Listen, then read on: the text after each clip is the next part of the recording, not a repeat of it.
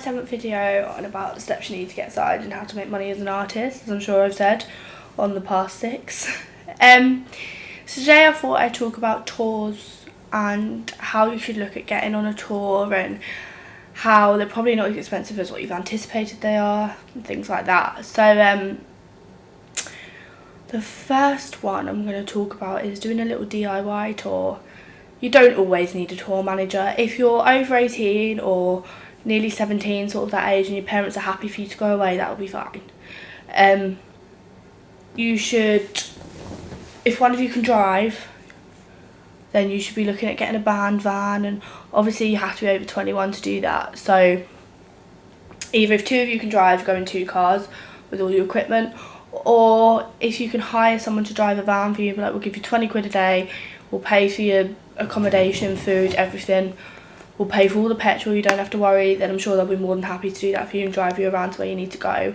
If you've not been on a tour before, I suggest you do 4 or 5 dates, no more, no less, and try and do gig slots with other bands to sort of make sure that you have a show in your hometown waiting, that you're headlining, that you know you're going to pack out.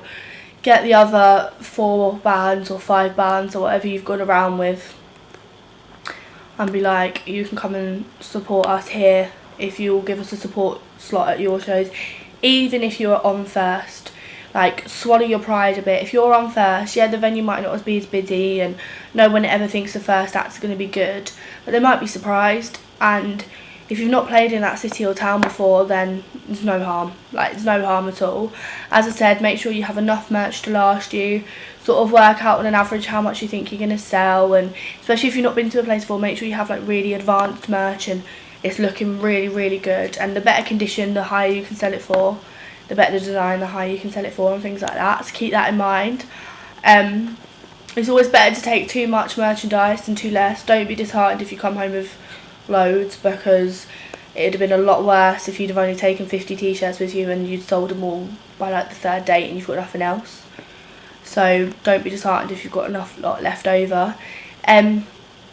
Before you go on tour, the first thing I want to suggest is you work out exactly how much money you're going to need.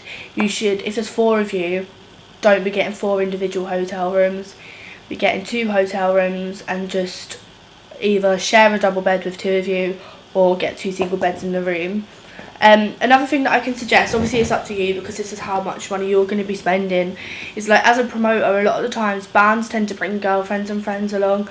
I think they're going to get into the venue for free. Don't forget, although you're there to make money, the promoter is too, and often people will be asked at the door who they're there to see, and that the band will get extra money from if they said they're there to see them and everything.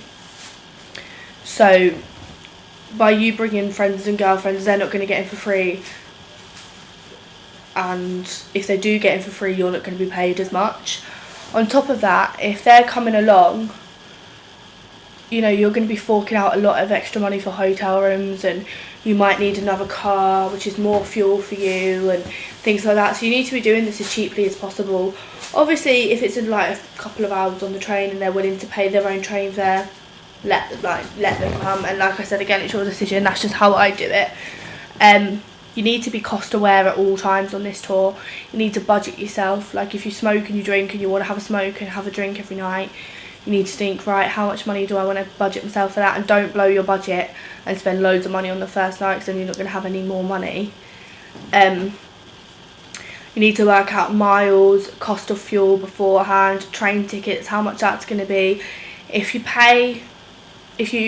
Like I mentioned before, if you keep your receipts, take them over to the promoter, they should refund you if they're a good enough promoter. If not, then no worries, you should have been paid enough to be able to pay your way, sorry. If you've been in a band for over a year, I suggest, and you're good enough to the fact that you've got over 2,000 likes on Facebook, I'd be asking promoters for a minimum of £50, and I'd only drop that to 40 plus travel costs if it's in a place where you've not played before.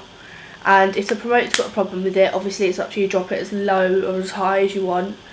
But make sure they check you out on Facebook so they know that how many likes you've got, and again on Twitter so they can see how many followers you've got. Like, give them an average of how much merch you'll sell, and say if you pay us this amount and get us a table, we'll give you 50p of every t-shirt sold, things like that. Promoters like that. I definitely like that when I was a promoter. So like, try and work with them. Again, it's a low scale tour, you're not going to need a tour manager, you're just going to have to be really organised yourselves. Write lists. You can never have enough lists. You need to have lists of what time you need to be up. You need to be going on Google Maps and AA and working out the time that it's going to take you to get from A to B. For instance, if you live in London and you're going to a tour in Newcastle, it's probably going to be a minimum of a 5-hour drive, so you need to know what time you want to be there. If you want to get into the hotel beforehand, have a shower, freshen up, go for something to eat, and then go to sound check, you're going to want to be there by about 2 o'clock. So you're going to need to be out of your houses by latest 8 in the morning, so you need to be working out that. You need to be punctual at all times, because don't forget, there's no harm in giving yourselves a few extra hours beforehand and leaving early and getting there a little bit early and having more time, because traffic comes into it. And obviously, as much as tour managers are organised, they never have control over the M25, so you need to keep that into considerations. Another thing I'd suggest is, if you know a band and you're helping them by promoting them, sharing them on your Facebook, things like that. I can't stress that enough, that's so important. Building band and promoter and venue relationships is so important in this industry. Just that if you don't ever get signed, you're going to know that you're going to have enough gigs to cover your back, because you've made friends with these people. If you know a band and they're going on a small European tour, just to France and Germany and Prague and places like that, doing a date in Poland and then coming back and going to Ireland and Northern Ireland and Scotland and all out of the country, and they need an extra person and you can all afford to do it, you should be doing that. Again, promoters are likely to pay your cost. Yeah, you might have to be getting ferries and driving and not planes, but it's a lot cheaper and it's going to work out a lot better for you, because the chances are, if you're getting planes, it's going to be more expensive, and they're going to be like, we'll pay you 20% of that, or we want 20% off of the cost and things like that. So it's going to work out not in your favour. So I guess the point of this video was to stress that tours aren't actually as important as expensive as what people think they are. Obviously, if you're playing MEN Arena and you want loads of effects and cool lighting and fire on the stage and a proper tour bus and be staying in 5-star hotels, it's going to be expensive. If you're an unsigned act and it's your first proper tour, it's travel lodges in the back of vans, I'm afraid, and McDonald's every night instead of expensive food at Jamie Oliver's restaurant. So keep that in mind. Again, I hope this video has helped. As always, leave your comments in the bottom or questions if you want me to answer them, and I will do another video answering all of those questions. I hope I've been a help, and I'll see you soon.